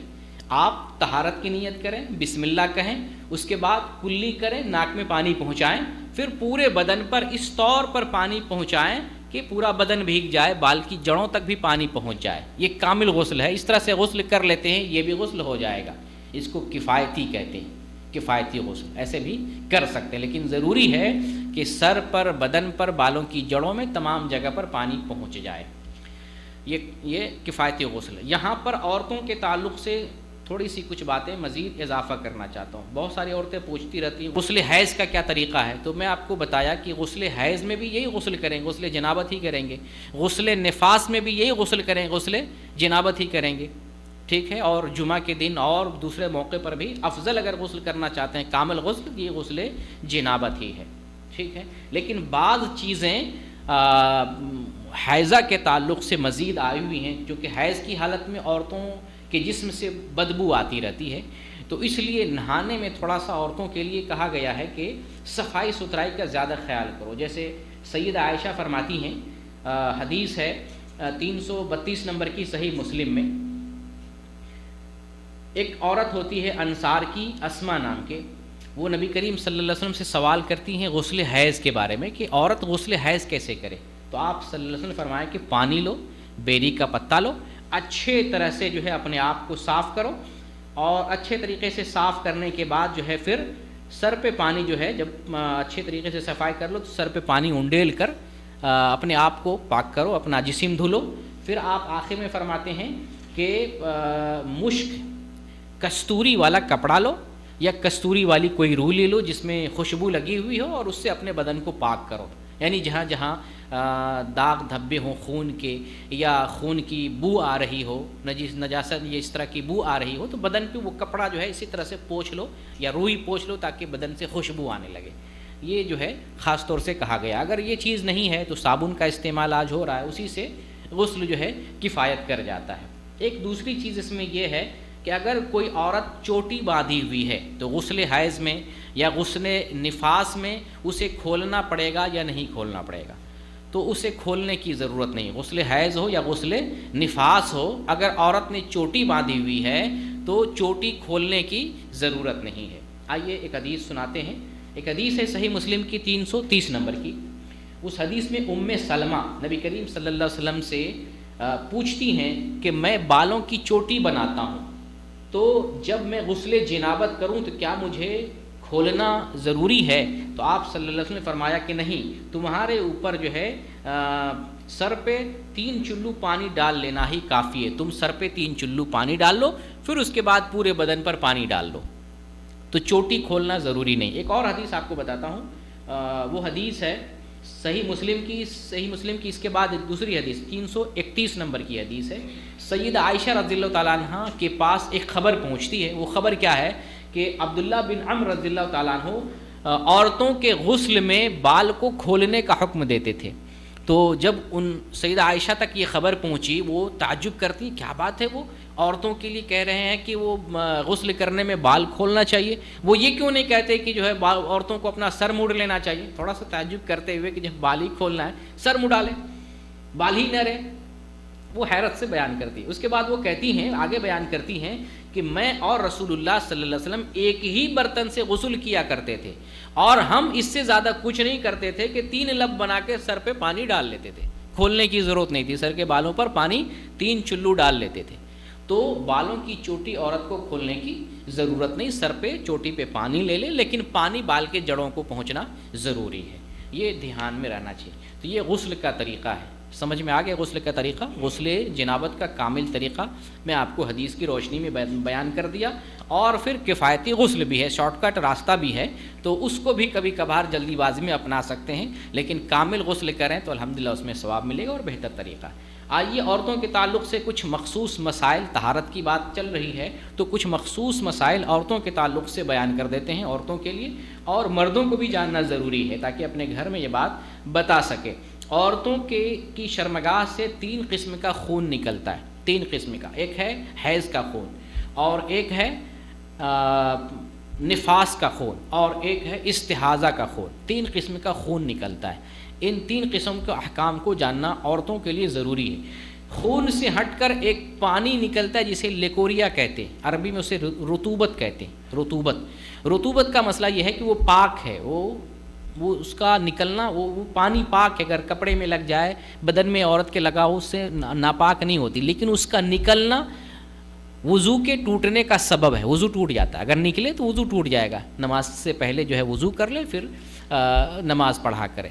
تو لیکوریا کی اگر کوئی برابر شکایت ہو تو وہ صرف وضو کر لے گی اور نماز پڑھا کرے گی. اچھا, یہ تینوں خون سے متعلق احکام بیان کر دیتے. پہلے نمبر پہ حیض کو سمجھیں. عورتوں کو حیض کے معاملے میں کافی تردد ہوتا ہے. حیض جو ہے اگر لمبا ہو جائے, کبھی دن بڑھ جائیں, کبھی گیپ کر کے آئے, کبھی پہچان میں نہ آئے, کبھی بیماری والا خون اور حیض کا خون مکس ہو جائے, عورتیں کنفیوژن میں رہتی ہیں حیض کسے بولتے ہیں. آئیے کچھ احکام بیان کرتے ہیں. حیض کی صفات کو عورتوں کو سمجھنا چاہیے. حیض کے خون میں 3 قسم کے صفات ہوتے ہیں. پہلا یہ ہے کہ وہ جو خون ہوتا ہے بلیک کلر کا ہوتا ہے, کالا رنگ کا ہوتا ہے, اور یہ نبی نے فرمایا. سنن نسائی کی حدیث ہے 217 نمبر کی, آپ صلی اللہ علیہ وسلم فرماتے ہیں ان دم الحیض دم اسود, حیض کا خون کالا خون ہوتا ہے. تو حیض کا خون عام خونوں سے اس کا رنگ الگ ہوتا ہے. تو ایک صفت یہ, اس کا رنگ کیا ہوتا ہے, کالا ہوتا ہے. سرخ ہوگا لیکن کالا مائل ہوگا, سیاہی مائل ہوگی, سیاہ ہوگا. دوسرا یہ ہے کہ وہ خون گاڑھا ہوتا ہے. عام خون پتلا ہوتا ہے لیکن وہ خون گاڑھا ہوگا. تیسری اس کی کوالٹی اور اس کی صفت یہ ہے کہ اس کے اندر بدبو ہوگی. عام خون میں بدبو نہیں ہوتی. تو یہ 3 صفات کے ذریعے عورت حیض کو پہچان سکتی ہے. یہ حیض ہے. اچھا, حیض کے احکام اور مسائل میں کیا ہے؟ پہلے نمبر پہ یہ ہے کہ جس عورت کو حیض آئے اس کے لیے نماز نہیں, نماز سے اسے رک جانا ہے. اور جب حیض سے پاک ہو جائے تو غسل کرنے کے بعد اس عورت کو کیا کرنا ہے, نماز پھر ادا کرنے لگ جانا ہے. جو نماز چھوٹی ہوئی تھی وہ نماز ادا نہیں کرے گی. جو حیض کے دوران جو نماز چھوٹ گئی ہے اسے ادا نہیں کرنا. یہ ایک مسئلہ حیضہ کے تعلق سے.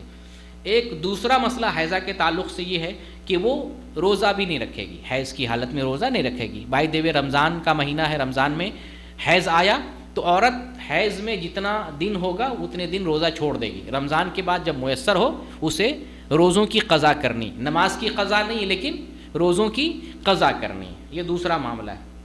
تیسرا ہے حیض کی حالت میں عورت ہاتھ سے مصحف نہیں چھو سکتی حیض کی حالت میں, لیکن حافظہ سے زبانی تلاوت کر سکتی ہے. اگر عورت کو مصحف پکڑنے کی ضرورت پڑ جائے, جیسے طالبہ ہے, معلمہ ہے, مدرسہ ہے, درس دے رہی ہیں, قرآن پڑھا رہی ہیں, تو مصحف چھو سکتی ہیں. لیکن کیسے؟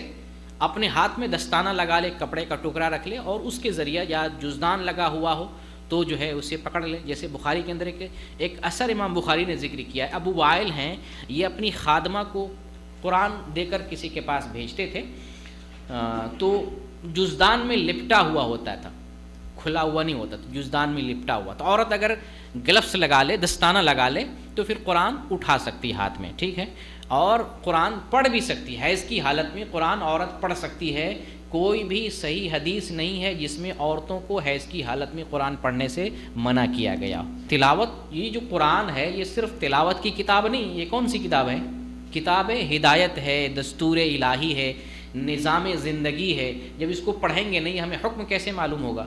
تو صرف تلاوت ہی کے لیے نہیں پڑھنا ہے قرآن، تو سمجھنے کے لیے بھی، دینی حکم جاننے کے لیے، مسائل جاننے کے لیے، عقیدہ جاننے کے لیے، اللہ کا فرمان جاننے کے لیے عورت پڑھے گی، پڑھ سکتی. اس میں کوئی حرج کی بات نہیں ہے. حیض کی حالت میں قرآن پڑھ سکتی ہے، اور ایسی کوئی سی دلیل نہیں ہے کہ حیض کی حالت میں قرآن نہ پڑھا جائے. اگر ایسی بات ہوتی تو جیسے آپ صلی اللہ علیہ وسلم نے نماز سے روکا ہے اور آپ صلی اللہ علیہ وسلم نے روزہ سے منع کیا، آپ نے قرآن سے بھی منع کیا ہوتا، لیکن ایسی کوئی بات نہیں. اور کسی بھی صحابیہ سے یہ بات منقول نہیں ہے کہ عہد رسول میں کسی صحابیہ نے حیض کی حالت میں قرآن کی تلاوت نہ کی ہو. تو عورت تلاوت کر سکتی ہے. اور اس معاملے میں سب سے بیسٹ یہ ہے کہ عورت موبائل سے، ڈیوائس کے ذریعے، کمپیوٹر کے ذریعے، لیپ ٹاپ کے ذریعے پڑھے تو چھونے کی ضرورت نہیں پڑے گی. دوسری چیز یہ ہے کہ ڈیلی روٹین میں صبح کے اذکار ہیں، شام کے اذکار ہیں، ان سارے اذکار میں قرآن کی آیات بھی ہیں، قرآن کی صورتیں بھی ہیں. تو کیا ایک عورت صبح کے اذکار نہیں کرے گی؟ ایک عورت شام کے اذکار نہیں کرے گی؟ سونے کے وقت کتنی ساری صورتیں پڑھ کے سونا ہے. کیا حیض والی عورت صورتیں پڑھ کے نہیں سوئیں گی؟ سونے کے جو اذکار ہیں، جو دعائیں ہیں، پڑھنی ہے نا. تو جیسے یہاں قرآن پڑھ سکتی ہیں، پڑھنا ہے، ویسے ہی عام حالت میں، عام روٹین میں بھی عورت حیض کی حالت میں قرآن پڑھ سکتی. موبائل سے پڑھے تو اچھا ہے. موبائل کے اندر جو سافٹ ویئر ہوتا ہے وہ مصحف نہیں ہے، مصحف کے حکم میں نہیں، اس لیے اس کو چھونے میں، آیت کو ٹچ کرنے میں کوئی حرج کی بات نہیں ہے. لیکن قرآن اگر ہاتھ میں لیتی ہے تو ہاتھ میں دستانہ لگا لینا چاہیے. یہ تیسرا معاملہ تھا. چوتھا معاملہ ہے کہ حیض کی حالت میں جماع کرنا ممنوع ہے. اگر کوئی آدمی حیض کی حالت میں جماع کرتا ہے تو پھر کفارہ دینا پڑے گا. اس کا کفارہ کیا ہے؟ 1 دینار یا آدھا دینار کفارہ دینا پڑے گا. 1 دینار اب آدھا دینار ہی حساب لگا سکتے ہیں. میں نے زکوٰۃ کی مسائل میں بیان کر دیا تھا کہ 1 دینار کا وزن کتنا ہوتا ہے؟ 4.25 گرام سونا ہوتا ہے. اب اس کی جو قیمت آپ کے ملک میں، ہمارے ملک میں جہاں جو قیمت بنے گی اس کے حساب سے آپ کو صدقہ کرنا پڑے گا، 1 دینار کے حساب سے یا آدھا دینار کے حساب سے. اگر کوئی عورت حیض سے پاک ہو گئی ہے، ابھی غسل نہیں کیا ہے، اس دوران اگر ہم بستری کر لے تب بھی کفارہ لگے گا. ہم بستری اس وقت کرنا ہے جب حیض سے پاک ہو جائے، غسل کر لے تب ہم بستری کرنا جائز ہے، اس سے پہلے نہیں. غسل سے پہلے اگر ہم بستری کر لے تب بھی وہی کفارہ دینا پڑے گا، 1 دینار یا آدھا دینار کے برابر صدقہ کرنا پڑے گا. تو یہ معاملہ تھا جو ہے جماع کا. لیکن بیوی سے لطف اندوز آدمی ہو سکتا ہے، جسم سے فائدہ اٹھا سکتا ہے، دوسرے حصوں سے فائدہ اٹھا سکتا ہے، بوس و کنار کر سکتا ہے، اس میں کوئی حرج کی بات نہیں. حائض عورت کھانا بنا سکتی ہے، شوہر اس کے ساتھ سو سکتا ہے، اٹھ سکتا ہے، بیٹھ سکتا ہے، سارا کام کاج عورت کر سکتی ہے، اور مرد بھی جو ہے ساتھ رہ سکتا ہے. صرف جو ہے ہم بستری منع ہے اس حالت میں. 5ویں چیز یہ ہے کہ حیض کی حالت میں عورت کو مسجد میں ٹھہرنا منع ہے. بسا اوقات مسجدوں میں دروس اور پروگرام ہوتی ہیں، عورتیں اس حالت میں جو ہے چلی جاتی ہیں، یہ ممنوع ہے. عورت حیض کی حالت میں مسجد میں ٹھہر نہیں سکتی ہے. اگر گزرنا پڑے، بسا اوقات گزرنے کی ضرورت پڑتی ہے، اگر گزرنا پڑے تو گزر سکتی ہے. جیسے کوئی عورت مسجد نبوی میں ہے، مسجد حرام میں ہے، ایک حصے سے دوسرے حصہ جانے کی ضرورت پڑتی ہے، کہیں پر ہے ٹھہری ہوئی ہے تو گزر سکتی ہے، لیکن ٹھہر نہیں سکتی ہے. اگر درس سننا ہو تو مسجد سے باہر، صحن بنا ہوا ہے صحن میں بیٹھ سکتے، لیکن مسجد کی جو باؤنڈری ہے، مسجد کا جو دروازہ، اس دروازہ سے انٹر کر کے اس میں بیٹھنا عورتوں کے لیے جائز نہیں. یہ 5 احکام جو ہے عورتوں کے، حیض عورتوں کے تعلق سے ہے. اب آتے ہیں نفاس کے تعلق سے. نفاس کا مسئلہ کیا ہے؟ نفاس کا خون کس کو بولتے ہیں؟ جب بچے کے تولد کے وقت عورت کی شرمگاہ سے جو خون آتا ہے وہ نفاس کا خون آتا ہے. ٹھیک ہے، اس کا معاملہ یہ ہے، اس کی مدت تقریباً زیادہ سے زیادہ 40 دن ہے. نفاس کی مدت زیادہ سے زیادہ 40 دن ہے. اگر کسی عورت کو 40 دن سے زیادہ خون آنے لگے تو وہ زیادتی والا کیا ہو جائے گا؟ پھر بیماری کا خون مانا جائے گا. اسے استحاضہ کہتے ہیں. بیماری والے خون کو استحاضہ کہتے ہیں. تو زیادہ سے زیادہ نفاس میں 40 دن خون آئے گا. 40 دن سے زیادہ آنے لگے، عورت 40 دن پہ غسل کر کے نماز کی پابندی کرنے لگے گی. اگر 40 دن سے پہلے پاک ہو جاتی ہے تب بھی غسل کر لینا ہے. بہت ساری عورتوں کو یہ معلوم ہے کہ نہیں 40 دن لازماً پورا کرنا ہے. نہیں، ایسی بات نہیں ہے. 40 دن سے پہلے اگر خون بند ہو جاتا ہے، پاک ہو جاتی ہے، تو اب غسل کر کے اسے نماز شروع کر دینا ہے، نماز کی پابندی کرنے لگ جانا ہے. اچھا، اس میں ایک اور مسئلہ جانیں، اس نفاس کے تعلق سے ایک مسئلہ یہ جاننا ہے، بسا اوقات عورتوں کا حمل گر جاتا ہے یا بسا اوقات آپریشن کرنا پڑتا ہے وقت سے پہلے، ڈیلیوری سے پہلے آپریشن بھی کرنا پڑتا ہے کہ بسا اوقات بچہ ڈیتھ کر جائے یا کوئی مسئلہ درپیش ہو جائے، یا کبھی کبھار جو ہے بچہ گر پڑتا ہے. اس میں جو خون آتا ہے اس خون کا کیا حکم ہے؟ اس خون کا حکم یہ ہے کہ اگر 4 مہینہ سے پہلے بچہ گرتا ہے یا آپریشن کیا جاتا ہے اور اس ٹائم جو خون آتا ہے وہ نفاس کا خون نہیں مانا جائے گا، لیکن 4 مہینے کے بعد اگر بچہ گرتا ہے پھر خون آتا ہے تو وہ نفاس کا خون ہے اور وہی حکم لگے گا جو نفاس کا حکم ہے. اور یا ڈیلیوری ہوتی ہے 4 مہینے کے بعد بچے کو نکالا جاتا ہے، جو خون آئے گا وہ نفاس کا خون مانا جائے گا. 4 مہینے سے پہلے نفاس نہیں، 4 مہینے کے بعد نفاس. کیوں ایسا؟ اس لیے ہے کہ ماں کے پیٹ میں جب 4 مہینہ ہو جاتا ہے تو بچے کے پورے اعضاء بن جاتے ہیں، ہاتھ پیر ناک کان سب بن جاتے ہیں، وہ ایک انسان بن جاتا ہے. اسی لیے جب ایک جو ہے انسان، ایک نفس کا جب توالد ہو یا گر جائے یا آپریشن کے ذریعے نکالا جائے تو اس خون، نکلنے والے خون کو نفاس کا خون مانا جائے گا، لیکن اس سے پہلے مکمل بچہ کمپلیٹ نہیں ہوتا ہے، اس لیے نفاس کا حکم اس پر لاگو نہیں کریں گے. اچھا، نفاس کی حالت میں عورت کے لیے وہی ساری چیزیں ہیں جو ابھی میں نے حیض کے حالت میں بیان کیا. نفاس کی حالت میں نماز نہیں پڑھنا ہے، نفاس کی حالت میں روزہ نہیں رکھنا ہے، نفاس کی حالت میں جو ہے پھر مسجد میں ٹھہر نہیں سکتی ہے، نفاس کی حالت میں طواف نہیں کر سکتی ہے، نفاس کی حالت میں قرآن کی تلاوت کر سکتی ہے، دستانہ لگا کر مصحف کو بھی چھو سکتی ہے. تو وہی سارے مسائل جو حیض کی حالت میں ہیں نفاس کی حالت میں ہیں. اب آتے ہیں استحاضہ کا معاملہ. عورتوں کو یہاں پر بھی اس معاملے میں بھی تردد ہوتا ہے. جنرلی نفاس میں عورتوں کو تردد نہیں ہوتا، لیکن حیض میں اور نفاس میں تردد ہوتا رہتا ہے. پتہ نہیں یہ حیض ہے یا یہ بیماری کا خون ہے، استحاضہ ہے، عورتوں کو پتہ نہیں چلتا. اس معاملے میں سب سے پہلے ایک حدیث دیکھ لیتے ہیں، پھر آگے چلتے. سنن نسائی کی حدیث ہے 217 نمبر کی. عائشہ رضی اللہ تعالیٰ عنہ بیان کرتی ہیں کہ فاطمہ بنت ابی حبیش وہ جو ہے اکثر ان کو استحاضہ ہوتے، یعنی برابر ان کو استحاضہ ہوتا. تو نبی کریم صلی اللہ علیہ وسلم سے وہ مسئلہ پوچھتی ہیں تو آپ صلی اللہ علیہ وسلم فرماتے ہیں ان سے کہ ان دم الحیض دم اسود، حیض کا خون کالا ہوتا ہے، یعرف جو پہچان لیا جاتا ہے. فاذا کان ذلک فامسکی عن الصلاۃ، جب یہ ہو کالا خون آئے تو نماز سے رک جاؤ. فاذا کان الاخر فتوضئی وصلی، جب اس کے علاوہ دوسرے کلر کا خون ہو تو تم جو ہے وضو کرو اور نماز پڑھو. یعنی وہ جو ہے استحاضہ کا خون مانا جائے گا. ایک پہچان آپ صلی اللہ علیہ وسلم نے بیان کر دیا. جب نس میں خون زیادہ جمع ہو جاتا ہے تو وہ پھٹ جاتا ہے، پھر اس سے خون نکلنے لگتا ہے، وہ استحاضہ اور بیماری کا خون ہوتا ہے. تو یہ بیسیکلی یہ ہے کہ ایک عورت کو مسلسل کنٹینیو پورے مہینہ خون آ رہا ہے. اب اسے کیسے معلوم کہ اس میں حیض کا خون کیا ہے، نفاس کا استحاضہ کا خون کیا ہے؟ تو وہ کلر کے ذریعے پہچانے، اور عادت کے ذریعے بھی مسائل دوسرے بھی آئیں. کلر کے ذریعے بیسیکلی حیض کا خون کالا ہوتا ہے، جب دیکھے کہ خون میں کالا پن ہے، یہ حیض کا خون ہے، وہ نماز سے رکی رہے گی.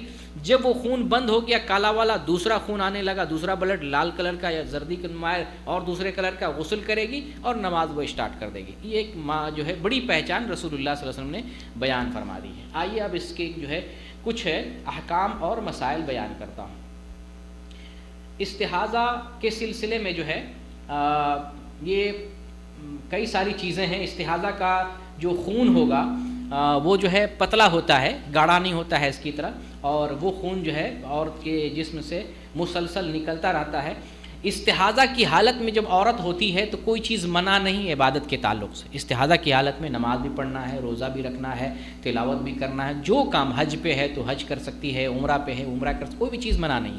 یہیں سے ایک مسئلہ یہ بھی بیان کرتے ہیں، بعض مردوں کو یا عورتوں کو ہوا نکلنے کی بیماری ہوتی ہے، یا بعض مرد یا بعض عورت کو پیشاب کے قطرے آتے رہتے ہیں، تو یہی استحاضہ کا حکم اس پہ لگے گا. استحاضہ میں کیا کرنا ہے؟ پاکی حاصل کرنی، پہلے جہاں پر خون لگا ہوا ہے عورت کو پہلے صفائی ستھرائی کر لینی ہے، ایک پیڈ لگا لینا ہے تاکہ بعد میں خون نہ گرے.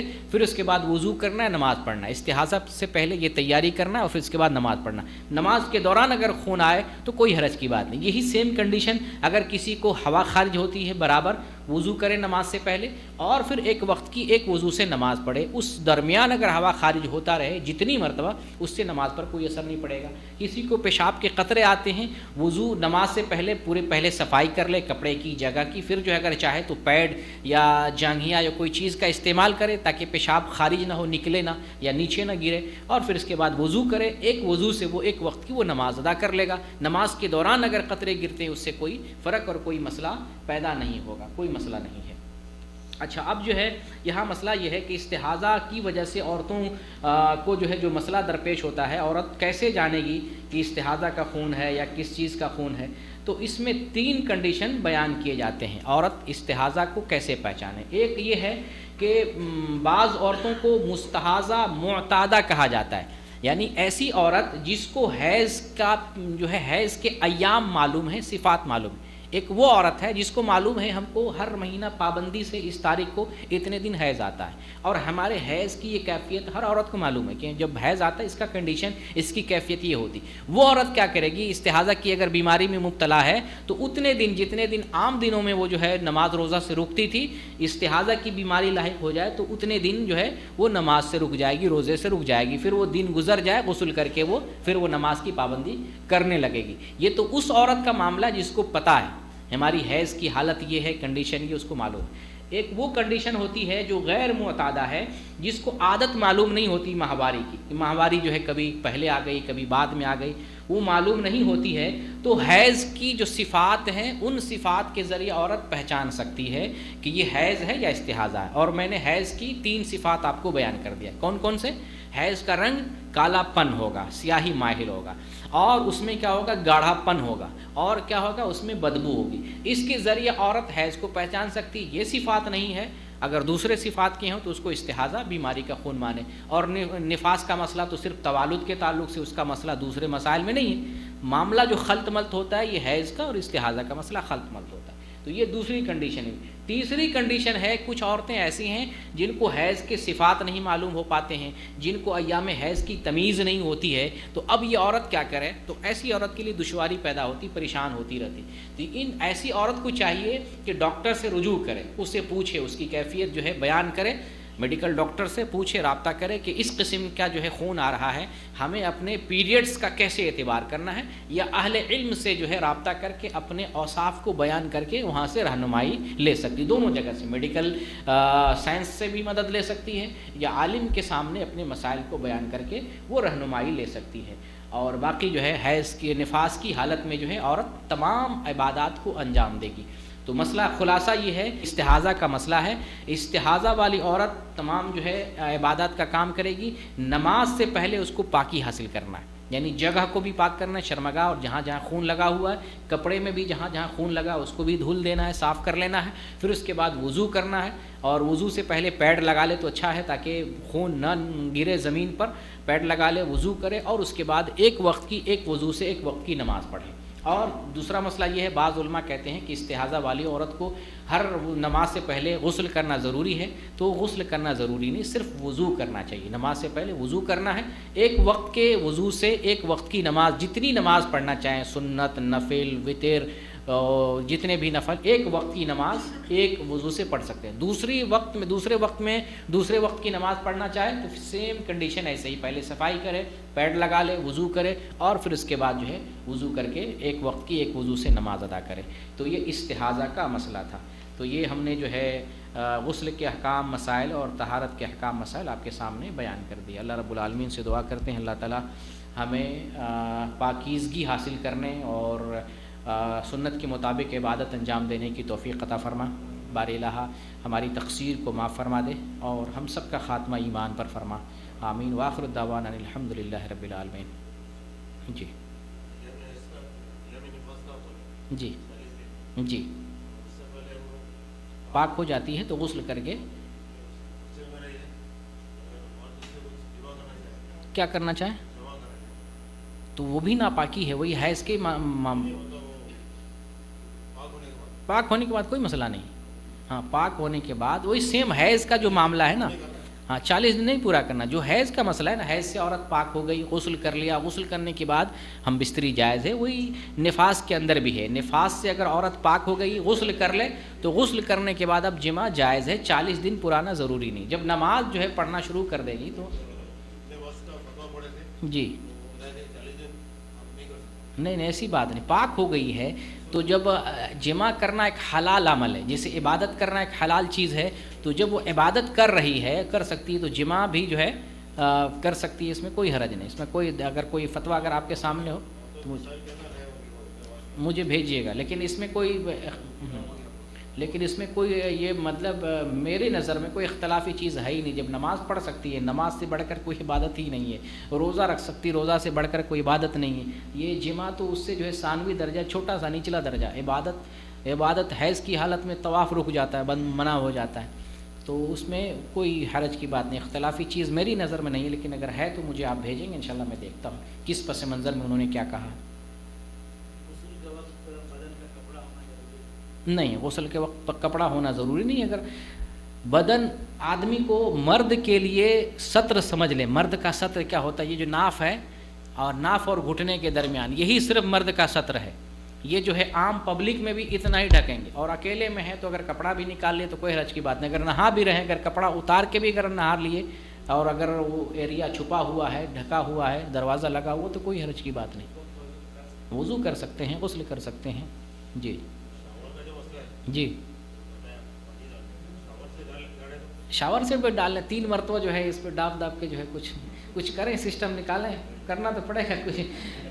یا لف نہیں بنا رہے ہیں تو ہاتھی سے شاور سے پانی اس پہ گرا کے ہاتھ میں لے کریں. سنت چیز ہے. جیسے آپ سوتے ہی ہوئے جو ہے دائیں کروٹ سونا، اس نبی کریم صلی اللہ علیہ وسلم کی سنت کے مطابق سونا، سنت اصل چیز ہے. سنت کو فالو کرنے میں ابن عمر رضی اللہ تعالیٰ نبی کریم صلی اللہ علیہ وسلم کی معمولی سنت کو اس پر چلنے کی کوشش کرتے. کوئی نماز گھر میں پڑھیں تو گھر ہی میں پڑھتے، کوئی نماز فلاں جگہ پڑھیں تو وہیں پڑھتے تھے. کافی جو ہے وہ اتباع کرتے تھے. سنت کی ہمیں پیروی کرنی چاہیے. یا اگر شاور ہے کسی میں لگا تو ٹب میں نکالنا. جب نہیں، نبی کریم صلی اللہ علیہ وسلم ٹب لاتے تھے، پانی بھرتے تھے اور اس سے جو ہے کرتے تھے. جی سر کے بالوں میں جو ہے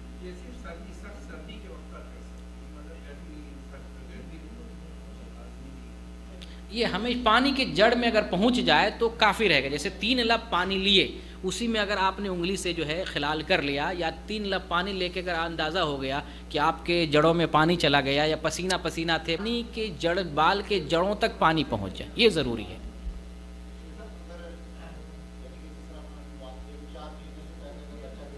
جی جی نماز پڑھے گی. ہاں نماز پڑھے گی، کیونکہ نفاس اور حیض کا مسئلہ بیان کر دیا نا. حیض کا جو مسئلہ وہی نفاس کا مسئلہ ہے. حیض ہے تو نفاس کا بھی وہی حکم ہے جو حیض میں ہے. نماز سے رکنا ہے حیض کی طرح. نفاس کا مسئلہ ہے تو نماز سے رکنا ہے، روزے سے رکنا ہے. نفاس نہیں ہے تو نماز پڑھنا ہے، روزہ رکھنا ہے. جی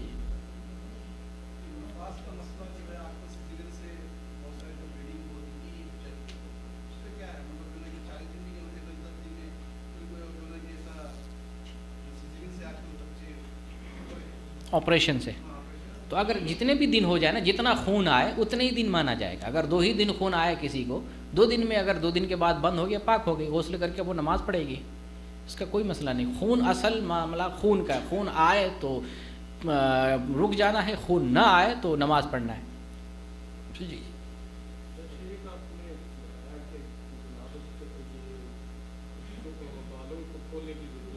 جی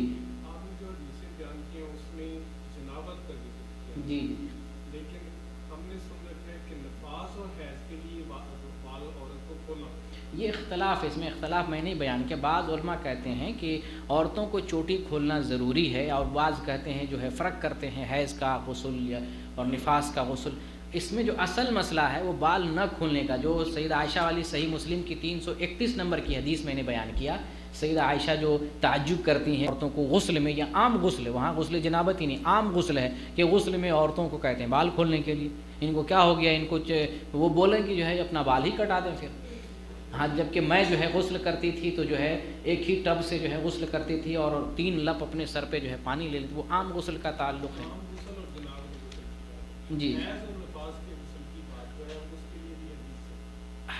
حیض کے تعلق سے غسل میں جو آپ کو بتایا ایک خاص کیفیت کے ذریعے نہیں ہے کہ جو ہے چوٹی کا مسئلہ تو میں نے بتا دیا، ایک عورت خاص طور سے بیان کر رہی ہے کہ ہے جنابت کا ہم جو ہے غسل کرنا چاہتے ہیں، ہم جو ہے چوٹی باندھے ہوئے ہیں، تو چوٹی باندھنے میں تو غسل ہی ہے نا، جب آپ حیض کا غسل کریں، جنابت کا غسل کریں، جو غسل کرنے میں اصل چیز تو وہی ہے کہ صرف جڑ پہ پانی پہنچانا ہے۔ آپ صلی اللہ علیہ وسلم نے بیان کر دیا کہ 3 لب پانی لے لو، پھر اپنے پورے بدن پر جو ہے پانی بہاؤ، اور بعض حدیثوں میں یہ بیان کر دیا کہ سر پہ پانی لے کے اچھی طریقے سے بال کو رگڑو، ملو، تاکہ بال کی جڑوں تک پانی پہنچ جائے۔ تو اصل پانی جو ہے بال کی جڑوں تک پہنچانا ہے، لیکن بعض علماء یہ بات ضرور کہتے ہیں، لیکن دلائل کی روشنی میں اس کو واجب عمل نہیں کہا جائے گا۔ جب یہ حدیثیں پتہ چل رہی ہیں چوٹی نہیں کھولنا ہے، اور عام غسل کا تعلق اس چوٹی سے ہے، عام غسل ہے کہ غسل میں جو ہے منع کیا جاتا تھا، جبکہ میں ایسا کرتی تھی، اس میں کوئی اس طرح کا جنابت کا ذکر یا حیض کا غسل نہیں ہے، حیض کا ذکر نہیں ہے۔ جی جی جی جی جی جی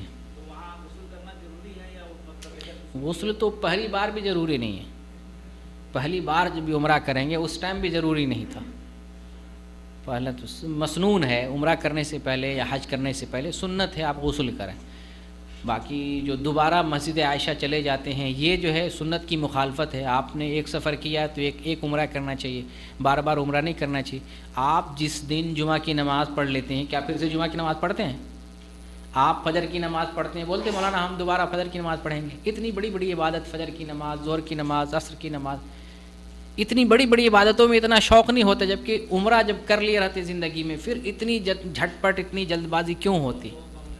ایسا کرتے ہیں لوگ، لیکن جو ہے ہمیں ایک سفر میں بار بار اتنا جو ہے، اگر آپ کو یہ عبادت کا شوق ہے تو جن چیزوں میں اجازت ہے وہاں کریں۔ نبی کریم صلی اللہ علیہ وسلم جو رات کی عبادت کرتے تھے، جو ہے پیر میں ورم آ جاتا، آپ سے پوچھا جاتا آپ اتنی کی عبادت کیوں کرتے ہیں؟ آپ کے تو گناہ معاف ہیں، اگلے پچھلے سارے گناہ معاف کر دیے گا، آپ کو اتنی عبادت کرنے کی ضرورت نہیں۔ آپ کیا فرماتے ہیں؟ افلا نکون عبدا شکورا، کیا میں اللہ کا شکر گزار بندہ نہ بنوں؟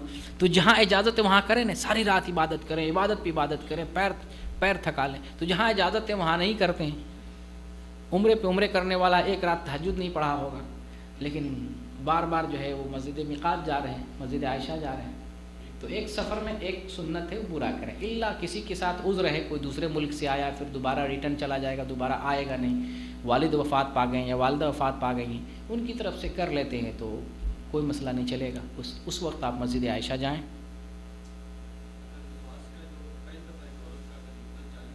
جی کیا آتا ہے؟ ہاں 40 دن زیادہ، جی جی جی، پہلی دفعہ نہیں، ہمیشہ کے لیے زیادہ سے زیادہ مدت 40 دن ہے۔ اگر پہلا بچہ پیدا ہو یا دوسرا بچہ پیدا ہو اس سے کوئی مسئلہ نہیں ہے۔ اگر ہاں معمول نہیں، خون اگر 40 دن تک آئے تب 40 دن تک نماز روزہ سے رکنا ہے۔ 40 دن سے پہلے خون آنا بند ہو جائے تو غسل کر کے نماز پڑھنا ہے۔ یہ ہر مرتبہ کی ڈیلیوری کے تعلق سے، جتنا دن خون آئے، اصل مسئلہ خون کا ہے۔ خون آ رہا ہے تو نفاس مانا جائے گا، خون بند ہو گیا، نفاس ختم ہے، پاکی حاصل ہو گیا، اب غسل کر کے نماز پڑھے گی۔ لیکن آتے آتے 40 دن تک آ رہا ہے تو 40 دن تک نفاس مانیں گے۔ اب 41 دن آ جائے، 42 دن آ جائے تو یہ 40 دن کے بعد نفاس نہیں مانا جائے گا۔ 40 دن کے بعد لمٹ کراس ہو گیا ہے، 40 دن کے بعد عورت غسل کر کے اب نماز پڑھے گی۔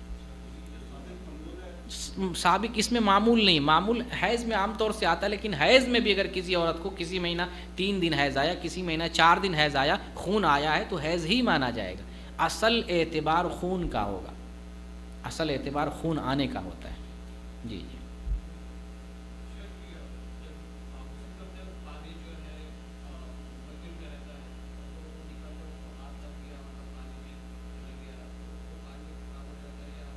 کس میں پانی چلا گیا؟ ہاں ہاں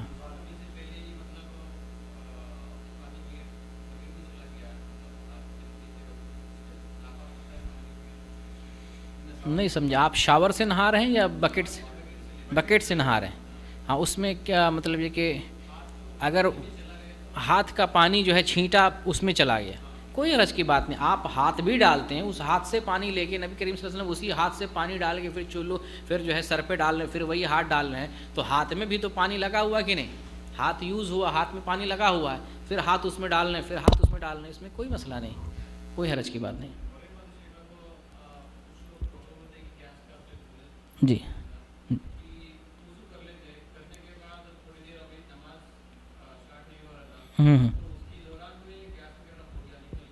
جی نہیں نہیں, اگر پرابلم ہے تو نہیں, اگر پرابلم نہیں ہے, اگر اچانک بائی دی وے آیا ہے تو بائی دی وے کا وہ مسئلہ الگ مسئلہ ہے. یعنی کبھی کبھار اگر اس کو گیس نکلا ہے, ہوا نکلی ہے, تو پھر وہ وضو کرے گا, لازماً وضو کرے گا.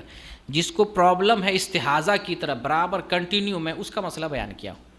لیکن کبھی کبھار والا نماز میں ہوا خارج ہو جائے, لازماً اس کو جو ہے باہر جانا پڑے گا, وضو کرنا پڑے گا, پھر ری اسٹارٹ دوبارہ عصر نو نماز پڑھنی پڑے گی. جی جی جی جی وہ نکلے گا نا, ایسے کر لے گا.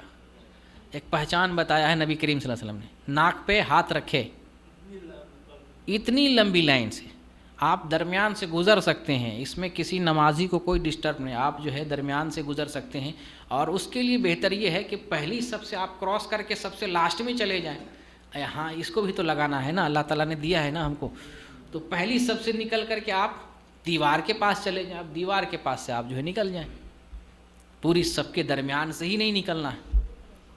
جی جی, لیکن نکلنا تو ہے, وضو ٹوٹ گیا تو اب نماز میں نہیں رہنا ہے. جی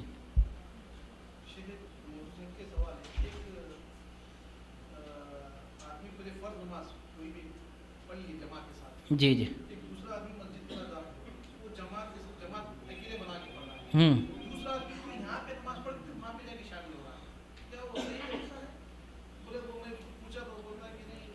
میں پھر دوبارہ ریپیٹ کیجیے. ایک آدمی فرض نماز پڑھ لیے, ایک آدمی, دوسرا آدمی آیا, جی جو پڑھا تھا وہ جو ہے اس کے ساتھ شریک ہو گیا, جی شریک ہو گیا, پڑھ سکتا ہے, کوئی حرج نہیں, جماعت کا ثواب مل جائے گا پڑھنے والے کو بھی, اس کو بھی جماعت کے ساتھ. فرض وہ نفل نماز ہو جائے گی, جو دوسرا آدمی ہے اس کی نفل نماز ہو.